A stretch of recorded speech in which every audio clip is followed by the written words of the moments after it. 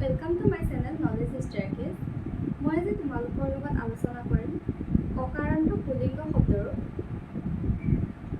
মই তোমালোকক উদাহৰণ হিচাপে নৰ শব্দটোৰ আটাইবোৰ ৰূপ দেখাম আৰু লগতে মই তোমালোকক আজি ক'ম যে তোমালোকে কেনেদৰে কম সময় পঢ়িও অকাৰান্ত আটাইবোৰ শব্দৰ ৰূপবোৰ জানিব পাৰিবা, কেনেদৰে তোমালোকে এক্সামৰ আগত বেছি সময় নপঢ়াকৈ বহুত বেছি শব্দৰ মুখস্থ নকৰাকৈও ভাল মাৰ্কছ পাবলৈ সক্ষম হ'বা। ব'লা তেন্তে ভিডিঅ'টোলৈ আগবাঢ়ো।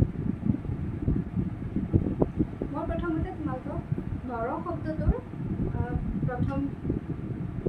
প্ৰথমা দ্বিতীয় এনেকৈ গোটেইকেইটা বিভক্তিতে ইয়াৰ তিনিওটা বচন, একবচন, দ্বিবচন, বহুবচনৰ ৰূপকেইটা ক'ম। তাৰপিছত মই অসমীয়াত ইয়াৰ ৰূপবোৰ কেনেধৰণৰ হ'ব সেইটোও দেখাই দিম তোমালোকক। ব'লা এতিয়া শব্দৰ ওপৰলৈ আগবাঢ়ো। নৰ শব্দৰ প্ৰথমা বিভক্তিৰ একবচনৰ ৰূপটো হৈছে নৰহ, দ্বিবচনৰ ৰূপটো হৈছে নৰৌ, বহুবচনৰ ৰূপটো হৈছে নৰাহ। ঠিক এনেদৰে বচন অনুযায়ী যাব। মই তোমালোকক বাৰে বাৰে বচনটো কৈ নাথাকোঁ। তাৰপিছত দ্বিতীয় বিভক্তিৰ ৰূপটো চাবা, নৰম, নৰৌ, নৰাং। তৃতীয় বিভক্তি নৰেণ, নৰাভ্যাম, নৰৈ।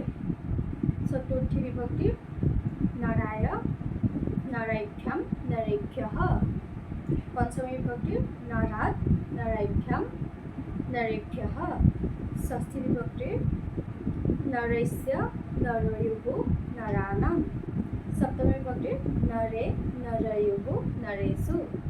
আৰু ইয়াৰ সম্বোধনত ৰূপটো হ'ব নৰ, নৰৌ, নৰাহ। সম্বোধনৰ দ্বিবচন আৰু বহুবচনৰ ৰূপ দুটা প্ৰথমা বিভক্তিৰ ৰূপ দুটাৰ লগত একেই হ'ব, কিন্তু একবচনৰ ৰূপটোত বিসৰ্গত নহয়। যেনেকৈ প্ৰথমা বিভক্তিৰ একবচনৰ ৰূপটো যেনেকৈ নৰহ হৈছিল, ঠিক তেনেদৰে ইয়াতে সম্বোধনৰ একবচনটো হ'ব নৰ। ইয়াতে বিসৰ্গত নালাগে। এইখিনিয়ে পাৰ্থক্য। বাকী এইটো প্ৰথমা বিভক্তি আৰু সম্বোধন প্ৰায় অলমষ্ট একেই হয়। এতিয়া আকৌ এবাৰ চাবা, মই শব্দৰ ৰূপটো আকৌ এবাৰ মাতি দিছোঁ। নৰহ, নৰৌ, নৰাহ, নৰম, নৰৌ, নৰাং, নৰেণ, নৰাভ্যাম, নৰৈ, নৰায়, নৰাভ্যাম, নৰেভ্যঃ, নৰাৎ, নৰাভ্যাম, নৰেভ্যঃ, নৰস্য, নৰয়োঃ, নৰাণাং, নৰে, নৰয়োঃ, নৰেষু। সম্বোধনত হ'ব নৰ, নৰৌ, নৰাহ। এতিয়া মই তোমালোকক ইয়াৰ লগতে ইয়াৰ আছামিজ ৰূপকেইটা কেনেকুৱা হ'ব সেইটো এবাৰ কৈ দিছোঁ। প্ৰথমা বিভক্তিৰ একবচনৰ ৰূপটো হৈছে নৰহ। নৰহটো অসমীয়াত বুজায় মানুহজনে, নৰৌ মানুহ দুজনে, নৰাহ মানুহবোৰে। ঠিক সেইদৰে দ্বিতীয় বিভক্তিৰ ৰূপবোৰ হ'ব নৰম, এইটো অসমীয়াত হ'ব মানুহজনক, নৰৌ মানুহ দুজনক, নৰাং মানুহবোৰক। তৃতীয় বিভক্তিত নৰেণ মানুহজনৰ দ্বাৰা, নৰাভ্যাম মানুহ দুজনৰ দ্বাৰা, নৰৈ মানুহবোৰৰ দ্বাৰা। চতুৰ্থীত নৰায় মানুহজনলৈ, নৰাভ্যাম মানুহ দুজনলৈ, নৰেভ্যঃ মানুহবোৰলৈ। পঞ্চমী নৰাৎ মানুহজনৰ পৰা, নৰাভ্যাম মানুহ দুজনৰ পৰা, নৰেভ্যঃ মানুহবোৰৰ পৰা। ষষ্ঠীত নৰস্য মানুহজনৰ, নৰয়োঃ মানুহ দুজনৰ, নৰাণাং মানুহবোৰৰ। সপ্তমীত নৰে মানুহত বা মানুহজনত, নৰয়োঃ মানুহ দুজনত, নৰেষু মানুহবোৰত। সম্বোধনত হ'ব নৰ হে মানুহজন বা হে মানুহ, নৰৌ হে মানুহ দুজন, নৰাহ হে মানুহবোৰ।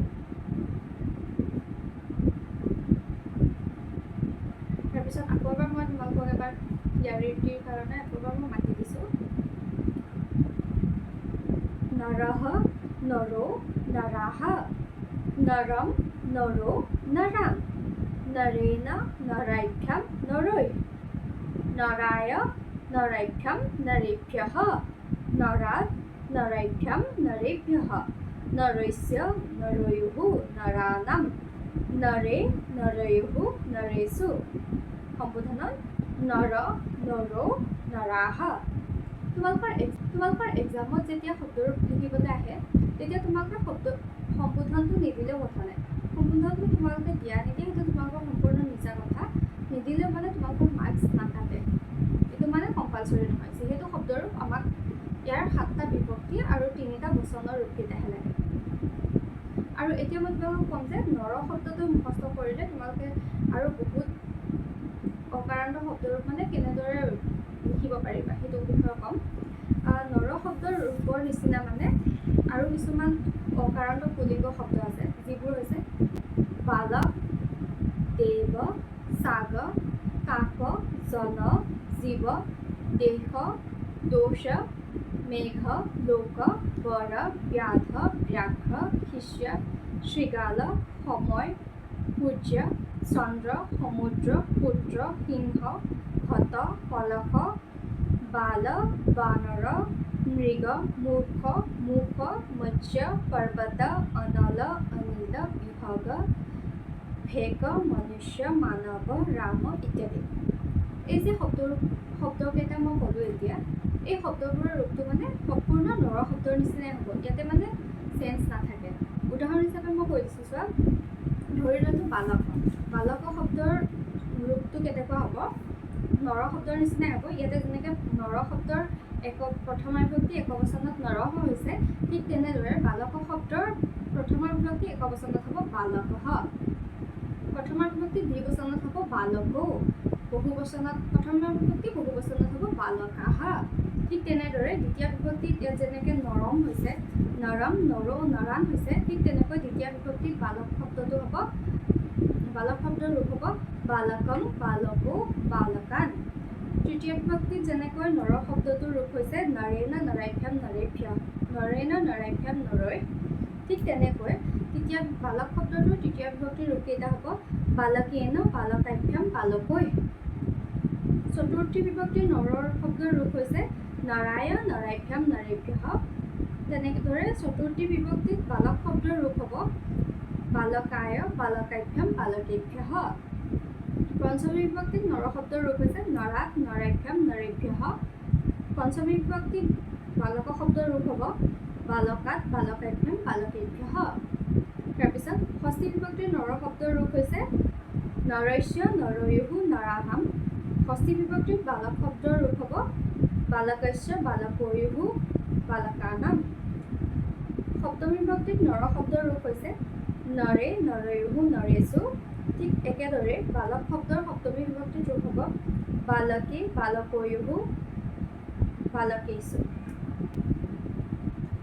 আকৌ এবাৰ কৈ দিছোঁ, নৰ শব্দটোৰ লগত তুলনা নকৰাকৈ মই অকল বালক শব্দটো এবাৰ তোমালোকৰ আগত মাতি দিছোঁ। বালকঃ বালকৌ বালকাঃ, বালকং বালকৌ বালকান, বালকেন বালকাভ্যাম বালকৈ, বালকায় বালকাভ্যাম বালকেভ্যঃ, বালকাত বালকাভ্যাম বালকেভ্যঃ, বালকস্য বালকয়োঃ বালকানাম, বালকে বালকয়োঃ বালকেষু। ঠিক তেনেদৰে ৰাম শব্দৰো ইয়াৰ দৰে একেই হ'ব। মই মাতি দিছোঁ বাৰু। ৰামঃ ৰামৌ ৰামাঃ, ৰামং ৰামৌ ৰামান, ৰামেণ ৰামাভ্যাম ৰামৈ, ৰামায় ৰামাভ্যাম ৰামেভ্যঃ, ৰামাত ৰামাভ্যাম ৰামেভ্যঃ, ৰামস্য ৰাময়োঃ ৰামানাম, ৰামে ৰাময়োঃ ৰামেষু। ঠিক আছে। ইয়াৰ পিছত আৰু যে বাকীবোৰ শব্দ আছে, যেনে ধৰা দেৱ, চাগ, কাক, জন, জীৱ ইত্যাদি যে শব্দবোৰ আছে, সেইবোৰ ৰূপবোৰো মানে নৰ শব্দৰ নিচিনাই ছেইম হ'ব। গতিকে এতিয়া যদি তোমালোকক নৰ শব্দটো নাহি ইয়াৰ ভিতৰত কিছুমান আহে, ধৰা সূৰ্য আহিলে, চন্দ্ৰ আহিলে, সমুদ্ৰ আহিলে, তোমালোকে এইবোৰ লিখি দিব পাৰিবা। নৰ শব্দটো মনত ৰাখিলে হৈ গ'ল, বাকী এইবোৰ শব্দ তোমালোকে নিজেই জানিব পাৰিবা। ঠিক আছে, আজিলৈ আমি পুনৰ এটা নতুন ভিডিঅ'ত লগ পাম। যদি এই ভিডিঅ'টো তোমালোকৰ কাৰণে হেল্পফুল হৈছে তেন্তে ভিডিঅ'টো লাইক, কমেণ্ট আৰু শ্বেয়াৰ কৰিবা, আৰু লগতে চেনেলটো ছাবস্ক্ৰাইব কৰিবলৈ